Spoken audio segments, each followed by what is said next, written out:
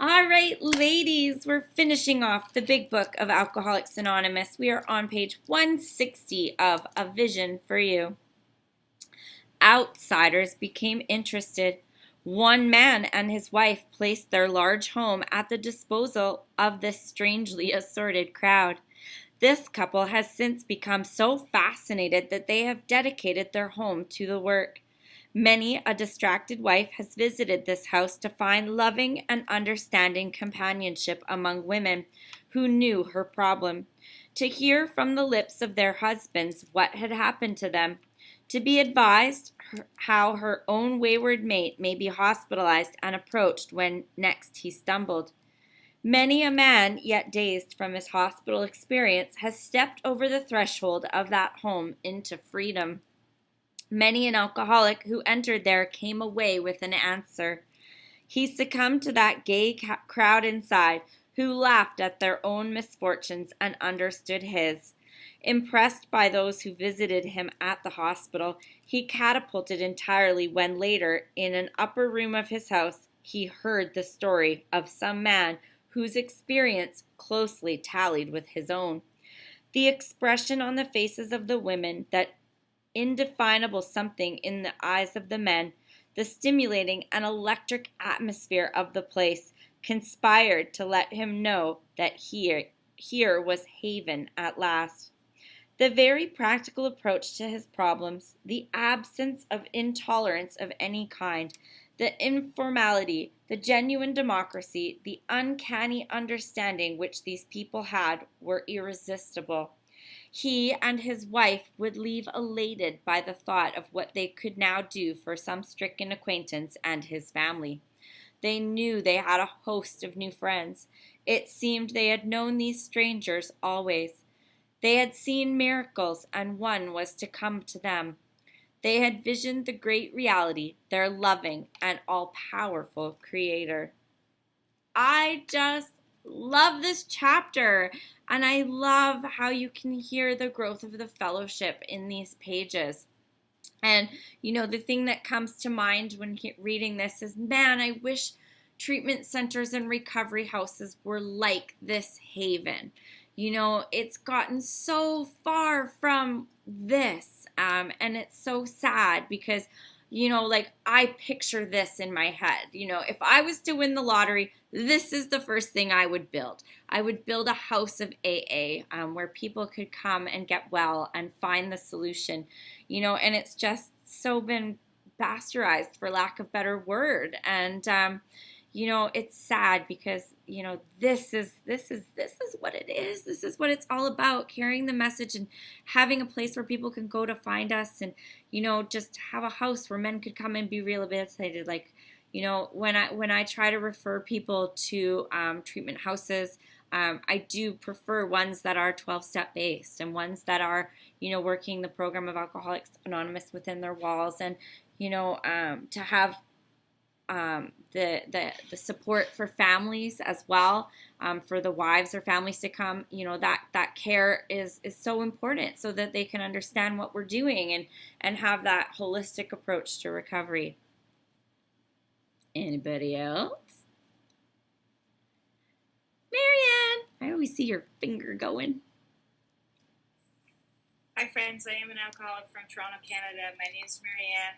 Grateful to be here, grateful to be sober today. What really jumped out at me is that they knew they had a host of new friends. It is just like a knowing. And I used to say I felt a lot of comfort in the rooms when I first came in. And it's just because you know me and you have an answer and you're willing to share it with me. And like I've known you always. And it is so I keep telling people, find the comfort in the rooms and listen to the people. You'll be okay just listening for that. Thanks. Thanks, Marianne. Grace, I see you reaching too. Just unmute. Just hit your unmute. Yeah.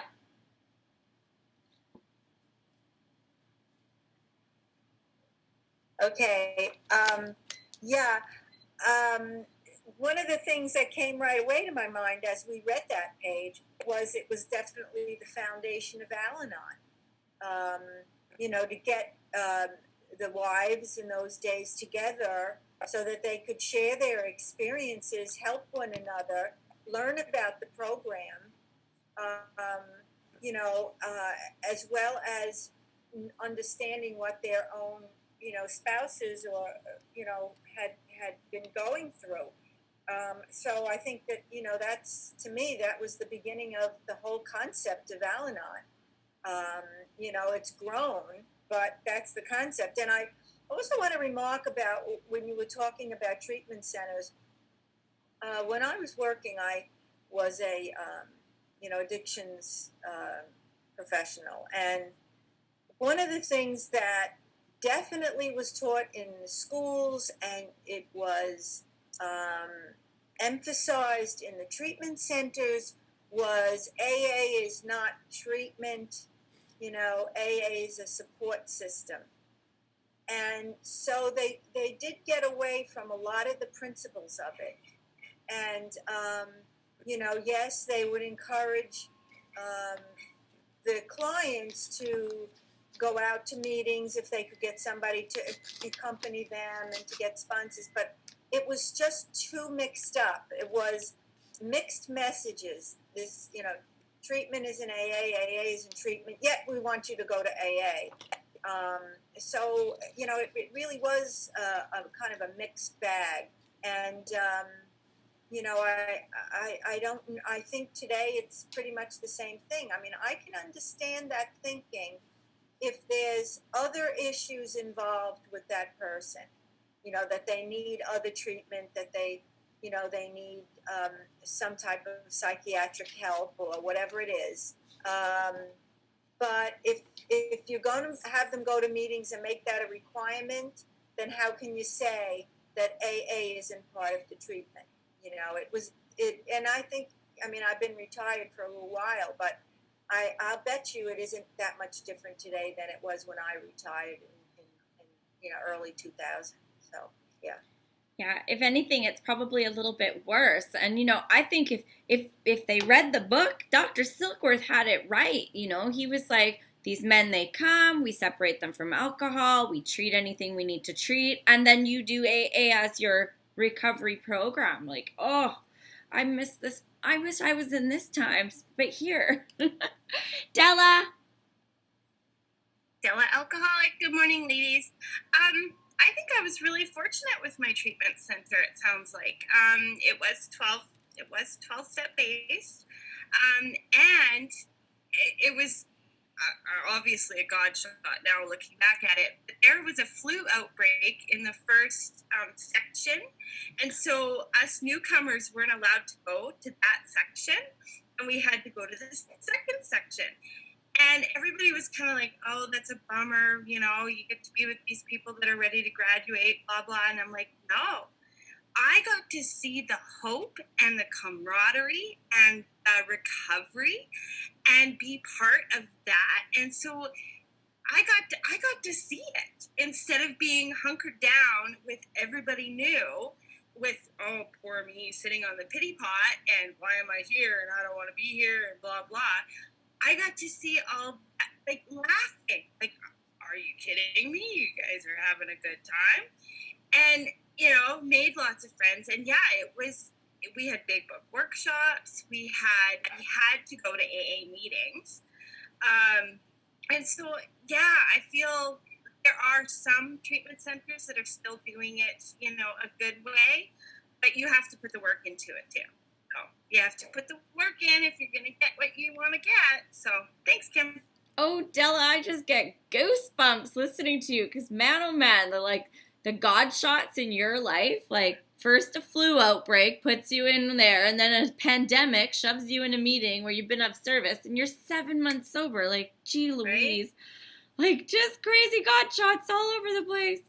Oh, Bev.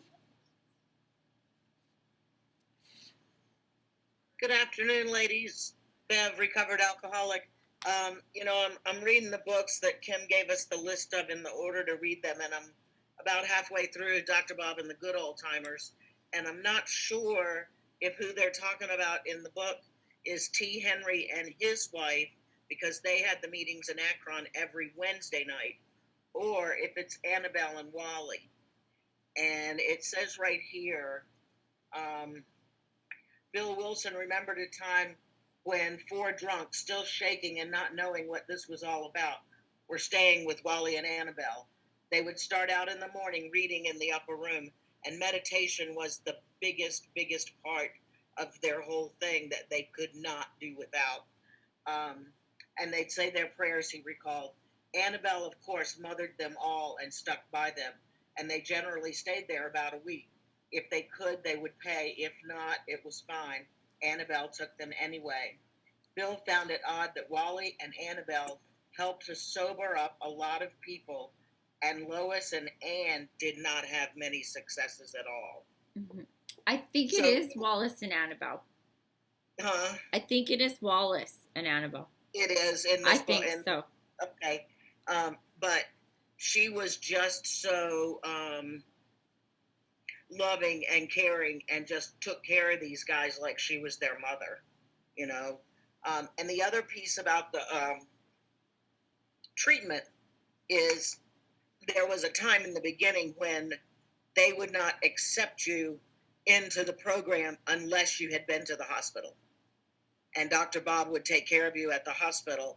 I think it was city hospital, city or town hospital, but Dr. Bob would take care of you, and then you would be introduced to the others, and then you would gradually get to go to a meeting.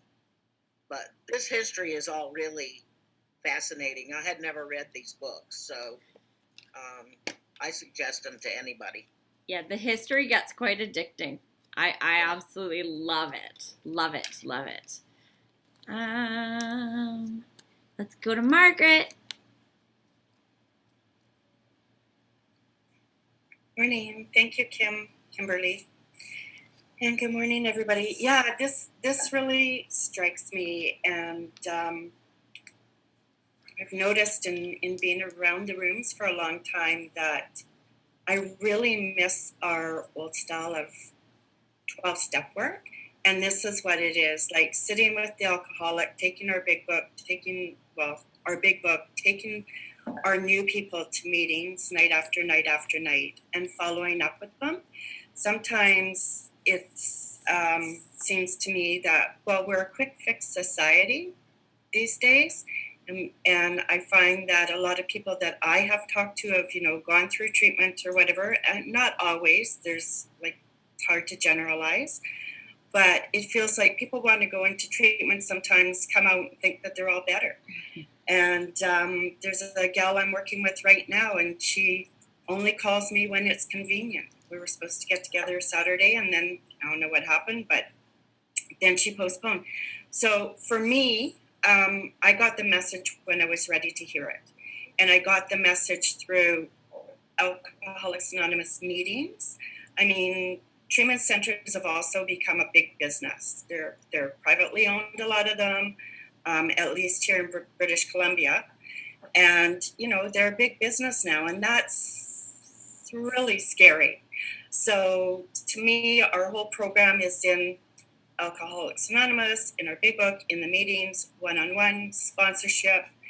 And then whoever it was that said it earlier, maybe it was somebody, yes, we have other problems, but that's what for the professionals are for. And it says at the very beginning of our big book, Alcoholics Anonymous, or getting people sober, is back to be an avocation. Avocation is a hobby. It doesn't mean that we're all meant to become counselors or, pseudo professionals in AA. And I've seen so much of that. We are here to help the new person get sober one day at a time. And yeah, I revert back a lot. I like to get back to the foundation, back to our roots. I love hearing the old timers speak. That's where the message is for me. The more we water it down and take in these new things, I've heard so many people coming out of treatment centers, like I say, not everybody, but many. And they've got all the head knowledge and all the big words and all the lingo, not necessarily the lingo of Alcoholics Anonymous, but the lingo of the psychobabble stuff. So, yeah, for me, it's right here. I love doing 12-step work, and that means going and sitting with the alcoholic, sometimes for hours, sometimes in the middle of the night. I've certainly done that, and it's kept me sober. That's the roots. That's the roots of our foundation. That's what they're talking about, Dr. Bob and Bill. Anyway, thank you. That's all I have to share. Thank you so much. And yeah, treatment centers is big business. Big business. And I could go on a rant for hours about that. And I love that you brought up the avocation. This is an avocation. We don't charge for this. You know, I know people who brand themselves as sober coaches, and they charge $5,000 a month to carry this message. And it drives me bonkers. Directors of nonprofit treatment centers driving $100,000 cars, like, oh, I could get started, makes me absolutely bonkers. But yeah, it's an avocation. We get this for free. We give it for free. That is how this was founded. And oh yeah, I agree with you 1,000%. Anne Marie. Hi. I was the black sheep of my family, and after years of despair and loneliness, I found my herd. And this is it. I found my tribe. It's AA. And that's the sense I got from this reading. You know, when you walk in and you know that you're home, probably for the first time in your life, you know? And I'm with you, Kimberly. Don't get me started on the rehab centers. I was in one on a weekly basis, participating in a new AA meeting that was set up there. And I may have mentioned this before. They had this circle, poster on the wall, and a big circle on it. And it had all the different steps, not our steps, but the different phases that you go through to reach recovery. And then at the top of the circle, and all these steps had arrows, you know, going from one step to the next step. And then the last step was recovery and leaving the rehab, except that it wasn't the last step. It was an arrow going from that to relapse, as though it was just part of the process. And the human mind being what it is, aside from the fact that the word relapse should not have been there at all, because it's not part of the process, the human mind being what it is, we always think of the top of anything as the main point, even if it's a circle. They use a circle to say, oh, there's no top, there's no bottom, there's no left, there's no right. But the human mind will always look at the top, and that's where the word relapse was, instead of on the bottom. So yeah, it's a business. And how do you maintain a business? Repeat customers. That's it. Yep. Yep. I agree. Alrighty. We could go on that for hours. Let's keep going on this.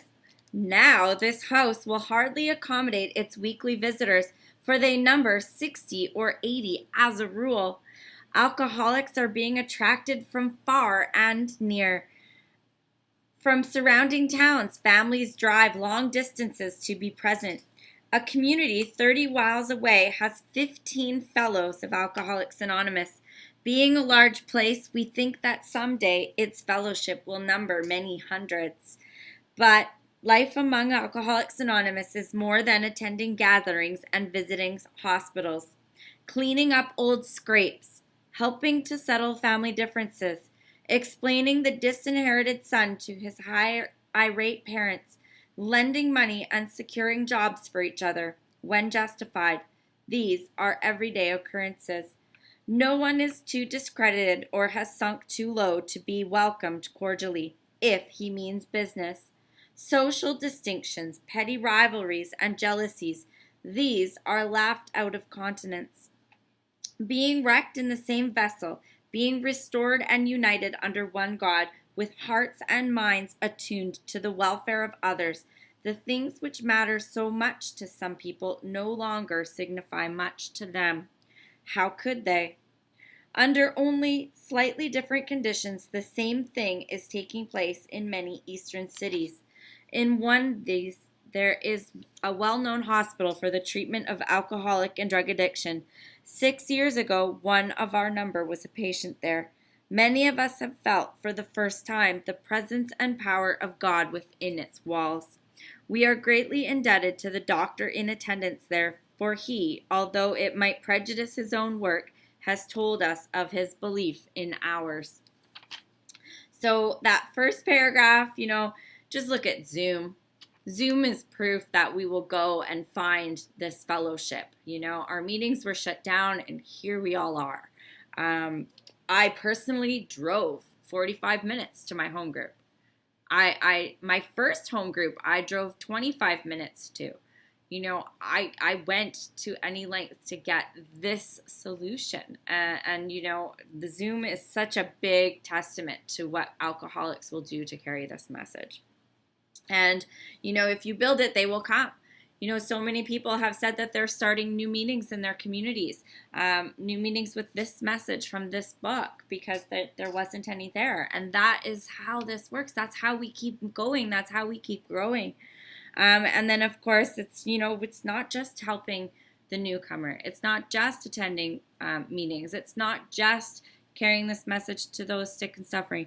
We have to clean up our old scrapes to settle our family differences. Where's my book? Just before this meeting, I was going through my list of my financial amends. I have 4 more to make. I should be done them by the end of this month if all goes well. I'm still cleaning up my past, and that's my willingness. When and where amends come up that I need to make, I make them. This is a lifelong process. I might be done my financial amends, but I'm going to still have things that I forgot about that are going to crop up, and I have to still be willing to make those as I go along. Still mending relationships. My older daughter, we just started mending that relationship, and so that's going to be a continuing process. Just because she's back in my life doesn't mean it's all under the bridge and done and good. There's still going to be things that will pop up that we get to deal with, and it's a work in progress. And then, of course, it talks there at the end about Town Hospital and Dr. Silkworth, where this all started and sprouted from. And, that hospital's, I've never been there. I don't know if it's still standing, but to feel the presence, I've heard so many people talk about going to Dr. Bill's and Dr. Bob's, or Bill and Bob's houses and feeling the presence, or Joanne, I think, has talked about going to the gravesite and just that feeling that you get when you go there. These places are divinely inspired, and the presence of God there is just so felt. All right, what is going on? Okay, hands up. Speak on continuing the work in your daily lives. Carrying the message? Nothing. Keep going? All right.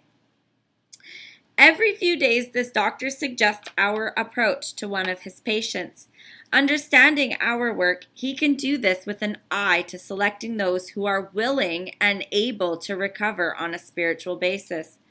Many of us, former patients, go there to help. Then, in this eastern city, there are informal meetings such as we have described to you, where you may now see scores of members. There are the same fast friendships. There is the same helpfulness to one another as you find among our Western friends. There is a good bit of travel between East and West, and we foresee a great increase in this helpful interchange. Someday, we hope that every alcoholic who journeys will find a fellowship of Alcoholics Anonymous at his destination. To some extent, this is already true.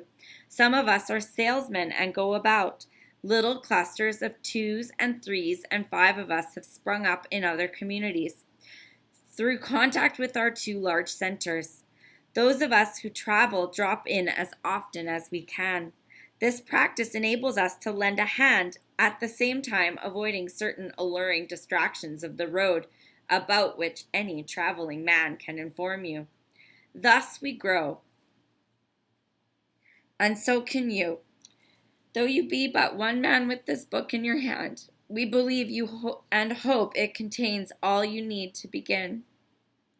We know what you are thinking. You are saying to yourself, I am jittery and alone. I couldn't do that. But you can. You forget that you have just now tapped a source of power which much greater than yourself. To duplicate with such backing what we have accomplished is only a matter of willingness, patience, and labor. Oh, sorry, ladies, this gets me every time. We can duplicate what they did. I know that. I've experienced it. Sorry. We are like given this privilege to carry this message.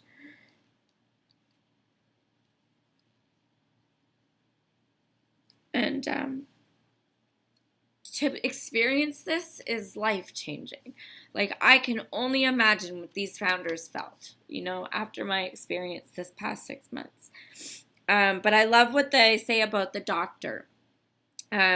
Understanding what we do, he can do this with an eye to selecting those who are willing and able to cover on a spiritual basis.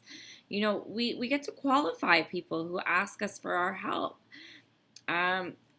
Because we can tell. Once you've done this a few times, once you've carried this message to someone still suffering, you can tell if they're ready or not yet. I never shut the door on someone, but I take a different approach, one person to the next, because I can tell who's willing. I can tell who's going to be able to put their all into this. And let me tell you, those who have come to me for help, who have put this into play, they've recovered. All of them. And I see them and I watch them carry this message to other people. And I'm only 4 years sober. I've only been living this for 2 years. And so to be able to do this, like, anyone can do this. Like, I was a nobody with nothing, no confidence, nothing. So if I can do it, you can too. And all we need is this book in your hand. It's right there in black and white. Okay, someone else talk. Marianne, you had your hand up first always. Thank you. Yeah, I've got in the margin beside that paragraph, when we know what you are thinking. It says to me, important, read this when afraid to help others. You are no longer alone, God is present. And that's like, I need extra marginal notes with this stuff because sometimes it just, it just, I need to remind myself that this isn't me, this is the book.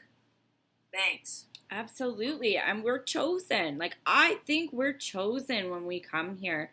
Joanne. Hi everyone. I'm Joanne and I'm an alcoholic addict. And Kimberly, I love you. I love you because I had a couple of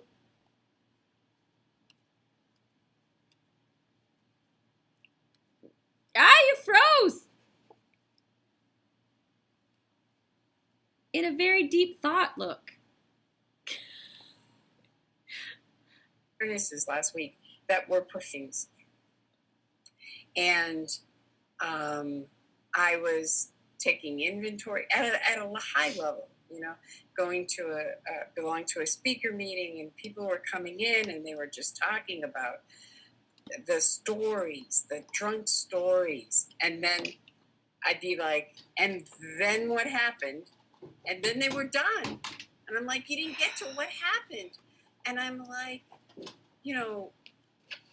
this isn't carrying the message. This is carrying the disease. I'm just telling, everyone's running around talking about the disease, how bad it was. And I'm like, where's the hope? Where's the fun of sobriety? Where's the spiritual awakening? Where's the light? And oh man, it was getting bad. And then I found, I have a higher power that takes me to where I was supposed to be. And so I've been thrilled. I've been thrilled with this meeting. I've been thrilled with the Vancouver meeting. But I know that I have to stay rooted. So I've been going on commitments because I can't just take, I finally found what I needed. Okay. So I got back into my group and I started going on commitments and I started expressing the joy of recovery. Yeah, I tell you a little bit where I came from, but I talked about, my experience, my strength, and my hope, and suddenly I was noticing, especially on Zoom, You can see people like listening to drunkalogs that never end, and and they're like this, and they're laid back and they're like trying not to fall asleep and everything.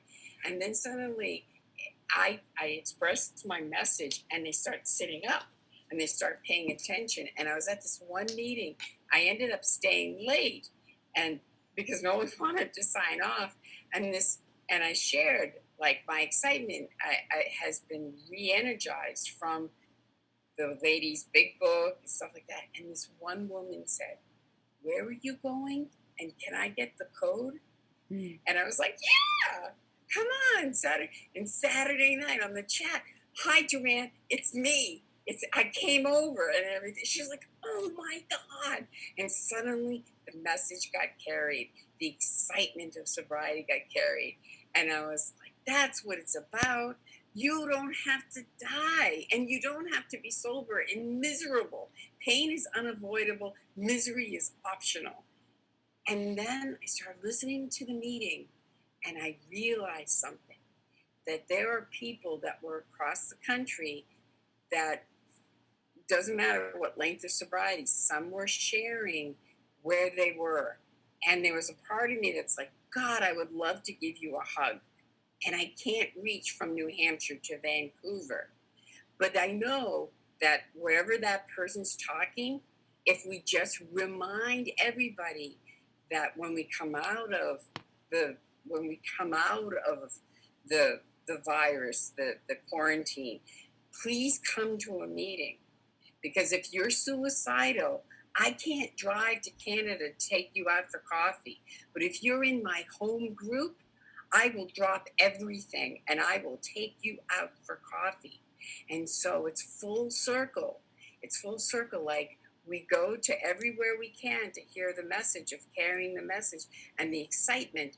But then when we can and we're back into our live meetings, be there for the people that need the moment where they need a cup of coffee because they're squirrely, irritable, discontent, and they need that physical person to say, just keep coming.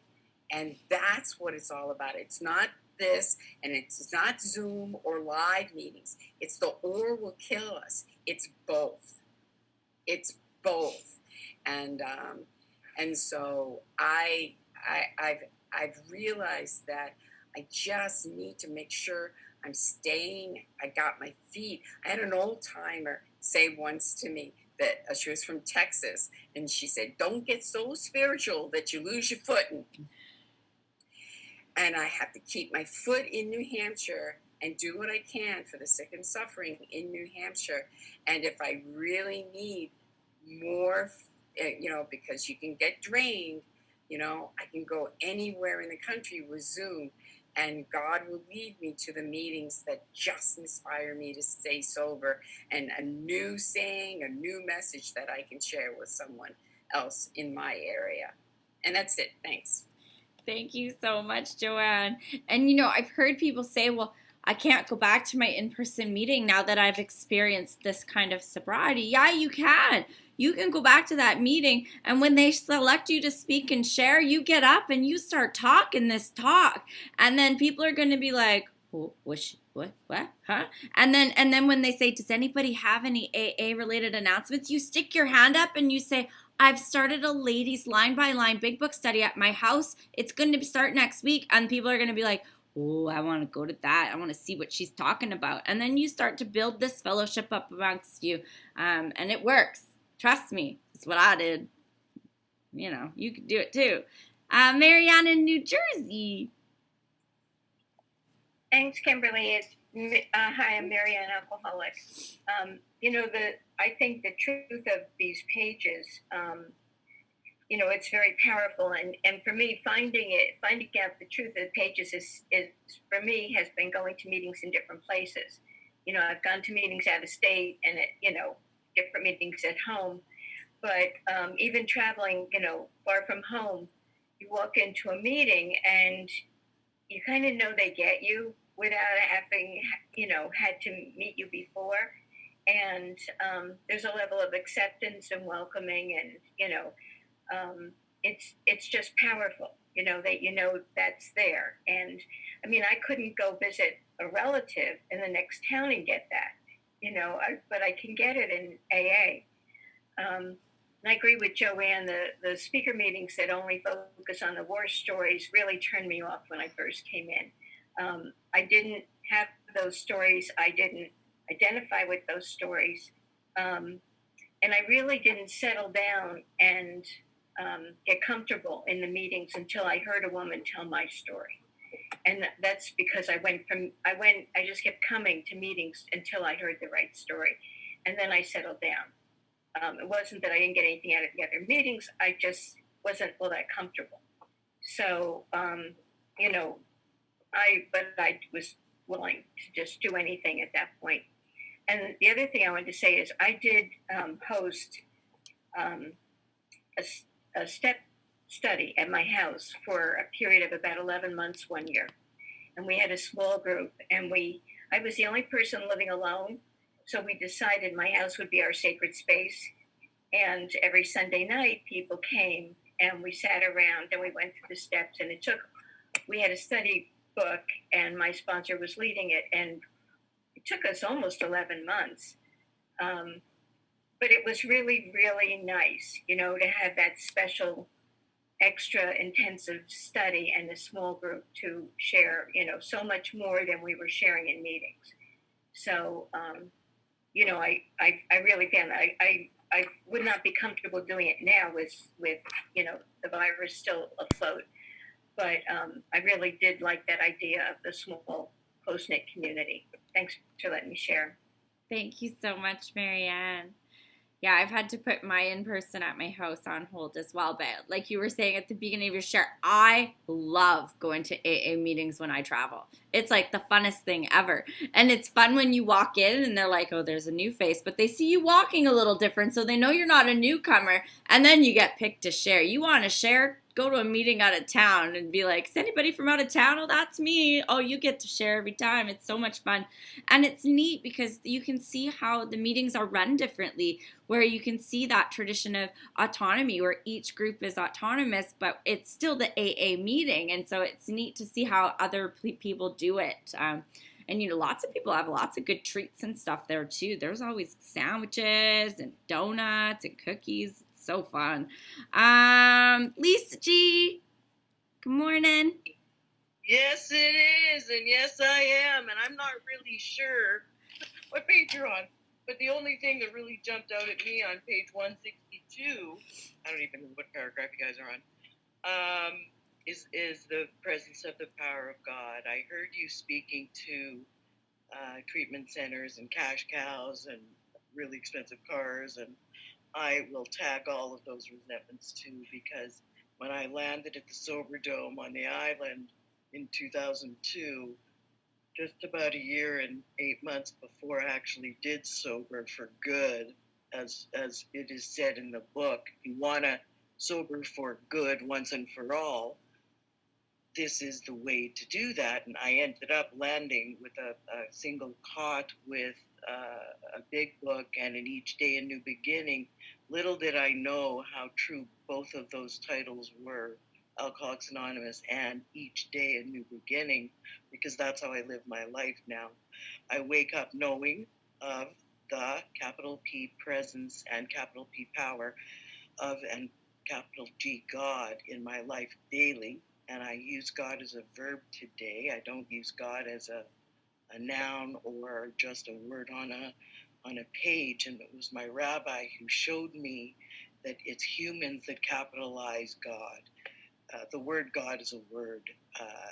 And in our culture, many, many names are used for God. And the main one is the name Hashem. And having said that, Hashem has been very good to me during COVID. And I used to open venues, churches, 29th Marine Drive, and here in my locale in Van. And I did that for most of the guts of years 5 through 9 inclusive. And it is that presence of God mentioned on page 162 that is felt in every Zoom room I've attended in 2020. Mm-hmm. And from international, multi-continent people, humans, suffering this affliction of every shade and of every religion. And I want to say it's all the gods of all the people that carry their own presence of God that have saved my life. And it is due to this book that brought us all together. Thanks for letting me speak. Thank you so much, Lise. Margaret. Thank you, Kim. There's so much I've heard this morning from each and every person. And Kim, when you get emotional, I feel the same, because I still get very emotional about our program of Alcoholics Anonymous. And I've been coming to these rooms since, 1975 was when I first entered, and I've been sober since 1977. I have so many stories of different things. And what I know for me is that, somebody had said to me, you have to be careful not to be, now I've just lost it. Anyway, it'll come back. But I have to stay teachable in our rooms, and so I still love listening. I do like listening to the stories. I like the hope in the stories at the end of the talks usually, but I really needed to relate to people, and I really needed to know why I was in the rooms. And at the beginning of my sobriety, some of our lingo didn't really sink in. So it was the stories and the feelings and the emotions that I really related to. I was a teenager. Most of the people were probably in their 30s and 40s. And Kim, when you were talking about driving to, going long distances to meetings, I got sober on the North Shore in Vancouver. And there still is an Al-Anon club there. And we often used to gather. There was availability to have supper there. And then we would gather, and there would be groups of us that would go to meetings all over Vancouver, out to Hope, out to, all these different places. And we thought nothing of it. And the meetings in the car, like the drive to and the drive after, there was so much good sharing, like just so heartfelt. That was the foundation of my sobriety, and I really, really miss it. Although, like Alcoholics Anonymous, AA is my life today. I had a career, I've retired, but Alcoholics Anonymous is my foundation. What I know when I wake up every morning is that I am an alcoholic and I cannot safely drink today. My friends are pretty much all of them in the program of AA. I was out for dinner on Saturday night with a friend from 25 years ago. We've reconnected here on the island. The first place that I always know I have to make contact with is Alcoholics Anonymous when I move to different places, or when you're talking about traveling with work. I've done that a lot. I've done a lot of speaking in different places over the years. And there's just the power of Alcoholics Anonymous is absolutely incredible. I'm still learning today. What is it? I have to be so spiritually, something about being spiritually fit. Anyway, it's all about humility, right? Mm-hmm. Remaining humble, staying and humility. Like, I know a drink can take me out today. I'm not any less or any more than anybody else. I got up and I stayed sober today. And that's it. That's all we've got. And it's all in this first 164 pages. I love the stories at the back of the big book. I've read most of them. I went back and looked for all the ladies' ones. And my first big book is literally like falling apart. I'm on to my third or fourth now. But thank you so much for this meeting. Thank you for your dedication. We all have our paths and we all have our gifts. And Kimberly, this is definitely an amazing gift that you've been given. Thank you for sharing. Thank you. You're going to make me cry. I just love it. I just love it. I can't even tell you how much I love it. And I think Karen M. almost fell off her chair when she realized that you've been sober since 1977 because you look so young. So young. I'm like, that's more than I've been alive. I was born in 78. Like, wow. That's awesome. Leslie G. And then we got to finish this book. Hi, everyone. Thanks for being here. My name is Leslie. I am an alcoholic, and I realize I'm learning about the first nonprofit club. And the first 12-step meeting I went to was in a renovated house, 3 stories. The basement held meetings. The middle floor was the coffee bar where all the couches were, and the upstairs 2 bedrooms, 2 more meetings. And those people started saving my life. And my first meeting was actually Al-Anon. And the love and the warmth and the encouragement to find a higher power of my own understanding. And then share the solution, share the joy. This truly makes me grateful. I'm an alcoholic. I got this disease and I got this solution. So thank you all for being here. That's all I have. Thanks, Leslie. All right, ladies, let's finish this book and then we'll chat more about it. We know of an AA member who was living in a large community. He had lived there but a few weeks when he found that the place probably contained more alcoholics per square mile than any city in the country. This was only a few days ago at this writing, 1939. The authorities were much concerned. He got in touch with a prominent psychiatrist who had undertaken certain responsibilities for the mental health of the community. The doctor proved to be able and exceedingly anxious to adopt any workable method of handling the situation. So he inquired, "What did our friend have on the ball?" Our friend proceeded to tell him, and with such good effect that the doctor agreed to test among his patients and certain other alcoholics from a clinic which he attends. Arrangements were also made with the chief psychiatrist at a large public hospital to select still others from the stream of misery which flows through that institution. So our fellow worker will soon have friends galore. Some of them may sink and perhaps never get up.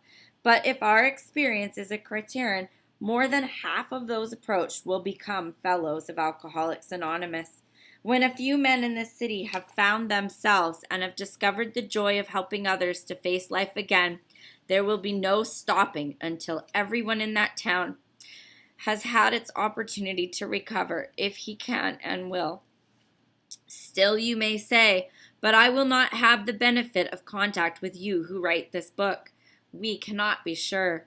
God will determine that, so you must remember that your real reliance is always upon Him. He will show you how to create the fellowship you crave. Our book is meant to be suggestive only. We realize we know only a little. God will constantly disclose more to you and to us. Ask Him in your morning meditation what you can do each day for the man who is still sick. The answers will come if your own house is in order. But obviously you cannot transmit something you haven't got. See to it that your relationship with Him is right, and great events will come to pass for you and countless others. This is the great fact for us.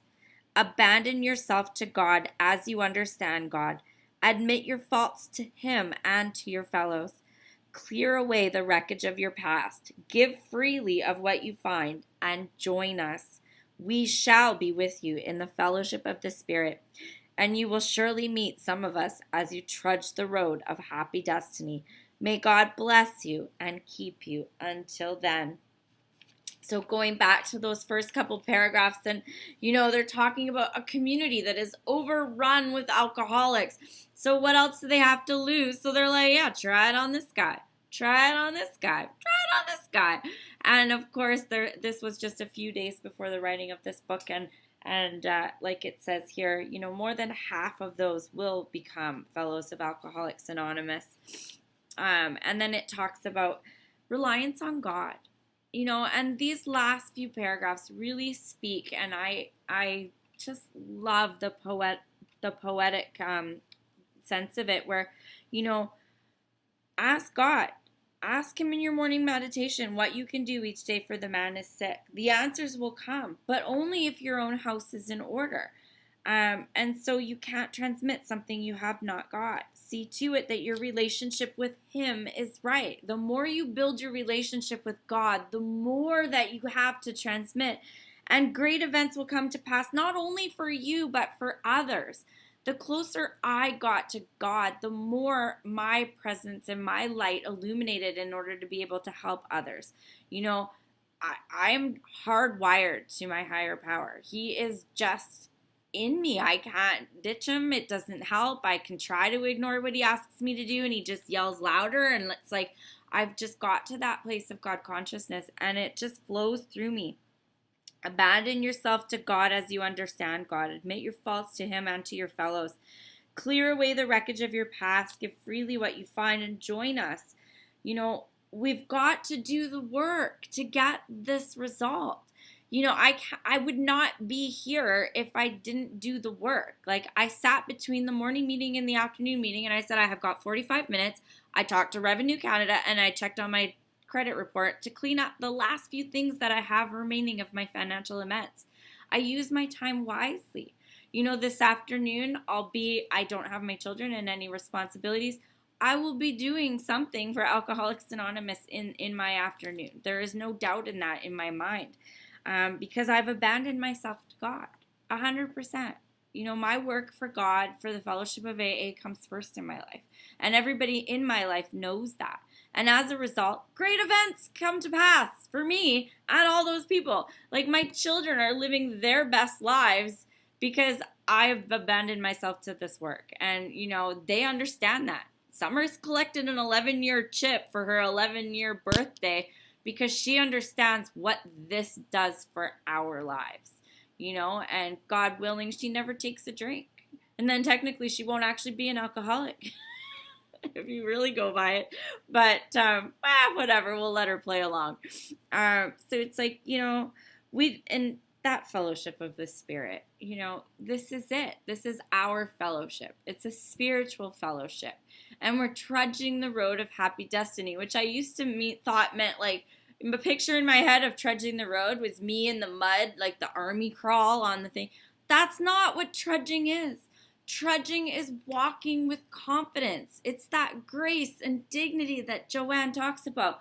I trudge my road. I walk with purpose, and I'm confident. And as a result, I have this road of happy destiny, which hopefully leads all the way to Florida so I can sail on the happy destiny with Mike one day down there in Clearwater.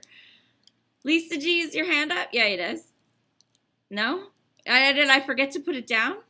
No, you did not forget to put my hand down. And why wouldn't I want to talk at the end of the book? Because one of the things, and I brought up the presence of God because in this home that I'm currently residing in, a miracle has happened, right? I mean, at the beginning of the book, I was still struggling. What the point I'm trying to make is this. If you have been with us for portions, pockets, chapters of this book, as we conclude with 164 today, whether you know it or not, you've had a spiritual experience, because that is the point of going through the book. It might take you a while to realize it by changing your behavior down the road. But one day, in the next, I'm guessing, moon, you will hear as women a way that you react. You will see it, you will feel it, that is different than that which is your norm. So what I'm going to ask you to do, the listener and the feeler, is to pay attention to the choices you make. Are they in your best interest?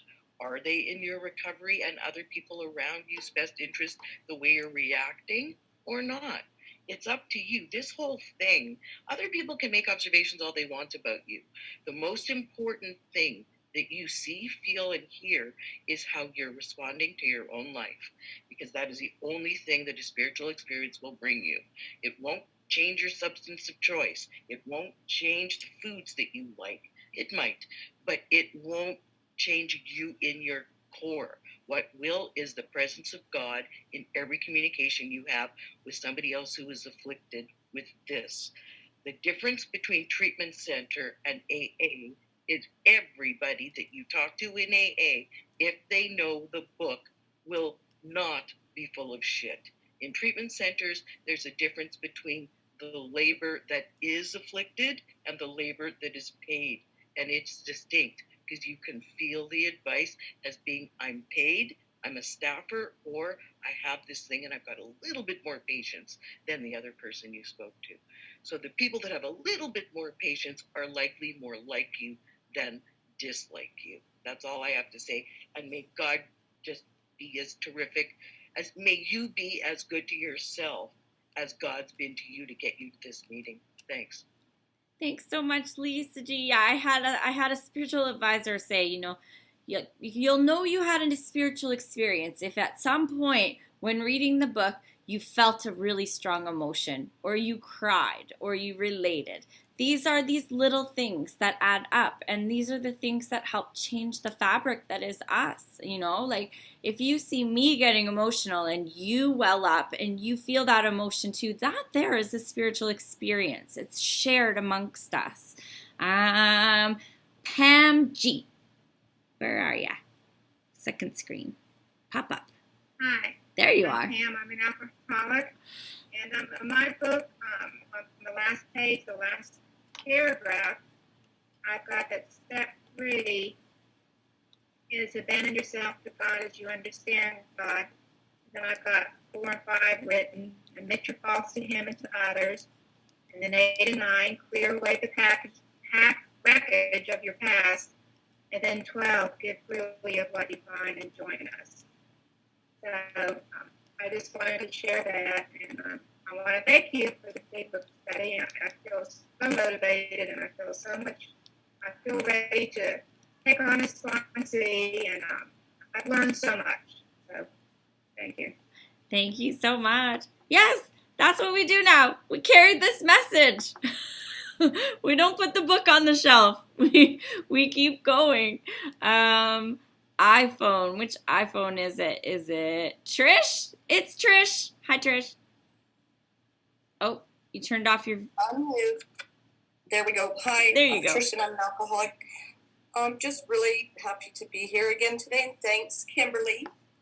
I just was thinking about the word trudge. When I first started in the program a couple years ago, I was trudging. I had some spirit with me, but it just felt deep, deep snow, and I was just trudging and trudging.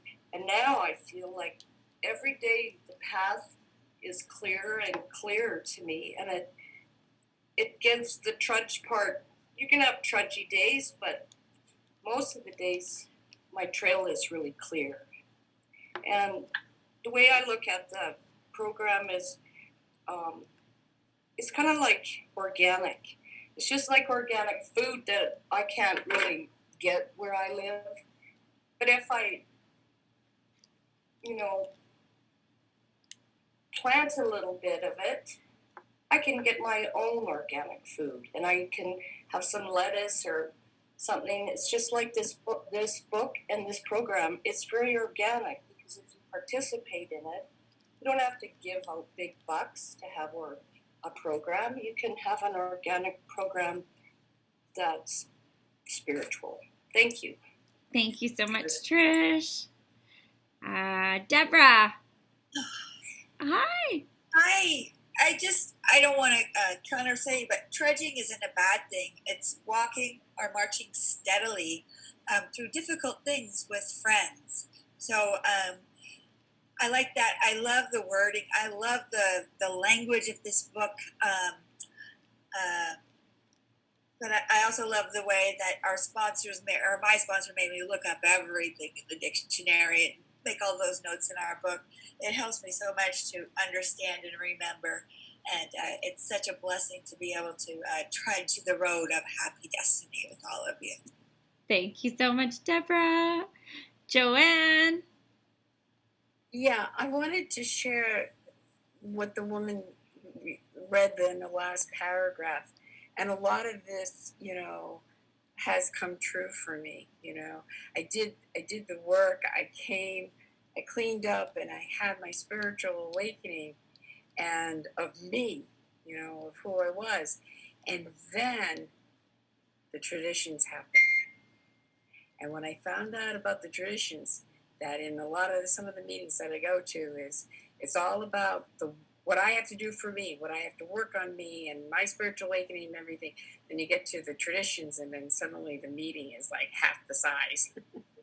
And for me, the traditions were so important. And I just really want to put a plug into that, is that I had an awareness about me. But when I started becoming a part of the we of AA, I had to work, how do I now relate to you? How do I relate to you? And how, as AA, I ensure that we continue to do the work. And at first I was like, oh my goodness. But I was amazed before I was halfway through doing the traditions of how critical it is to my recovery to understand how AA needs to stay together. And the testament of those traditions is the fact that AA still exists. That AA still exists. And because AA still exists, I am still sober. And I am so grateful for that. And the work that those people had to do, oh my God, the suffering and the frustrations and the business meetings and all of that, they paid the price to come up with those traditions so that they could ensure that we would stay together. We would stay together. And I love being part of the we. So I just wanted to put a plug in for the tradition, so everyone keep coming.